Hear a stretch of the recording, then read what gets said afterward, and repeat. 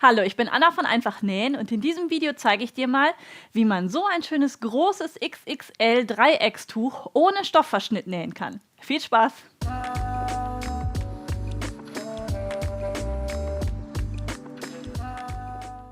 Draußen ist es kalt und üsselig und nichts ist schöner, als sich dann in so ein riesengroßes Tuch einzukuscheln.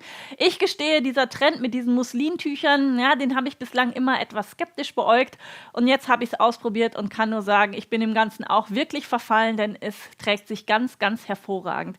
Es ist viel Stoff, der aber nicht einengt und ja, um mich ist es geschehen und ich werde mir auch noch das ein oder andere weitere Tuch nähen. Das Problem bei solchen großen Dreieckstüchern ist, dass man ja sehr viel Stoff dafür braucht. Und wenn man einen Stoff von einer Breite von etwa 1,40 Meter hat, dann ist man dort eben in dieser Breite begrenzt, dass es maximal in der Kantenlänge 1,40 Meter sein können. Oder man muss quer gehen und dann hat man, wie gesagt, einen sehr großen Stoffverbrauch. Ich zeige dir deswegen jetzt einen kleinen Trick, wie du auch aus 1,40 Meter Kantenlänge ein solches XXL-Tuch nähen kannst, was oben etwa 2,50 Meter breit ist. Viel Spaß dabei! Ich zeige dir das Ganze jetzt mal an einem Stückchen Papier. Der Stoff ist 1,40 Meter breit und 1 Meter lang und ich lege ihn zunächst einmal im Fadenlauf doppelt. Dann schlage ich den Stoff noch einmal von unten nach oben doppelt, sodass ich jetzt rechts meine offenen Kanten habe und dort setze ich mir im Abstand von etwa 2 cm eine Markierung. Dann schlage ich den Stoff wieder auf, er liegt immer noch doppelt und lege mir den Stoff jetzt so, dass die spätere untere Spitze, das heißt in meinem Falle soll das jetzt hier unten rechts sein, vor mir unten liegt. Dann nehme ich mir ein Lineal und schneide jetzt von unten der späteren Mitte bis oben zu meiner Markierung den Stoff ab.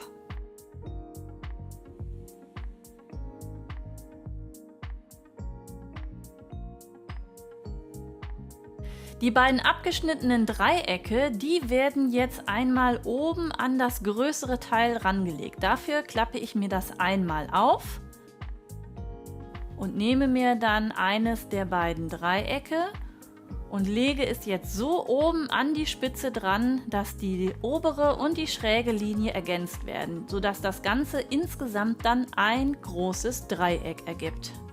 Die angesetzten Dreiecke müssen jetzt nur noch festgenäht werden.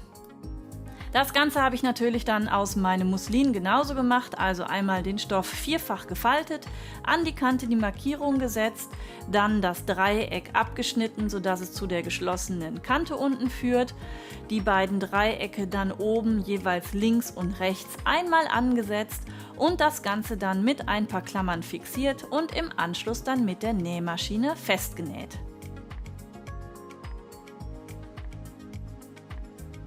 Ich habe das Ganze jetzt mit einem ganz normalen Gradstich, etwa 2 cm Abstand zur Kante festgenäht.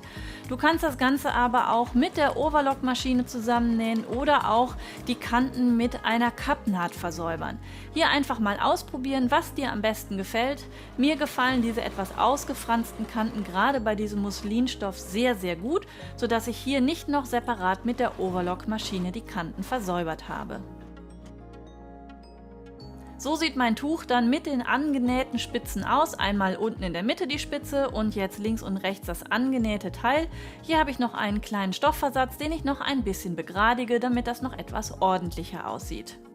Und so sehen die Nähte dann nochmal von nahem aus. Einmal hier diese Webkante, die ich nicht mit abgeschnitten habe, sondern so überstehen lasse. Und das Ganze dann von der anderen Seite ganz gerade und sauber.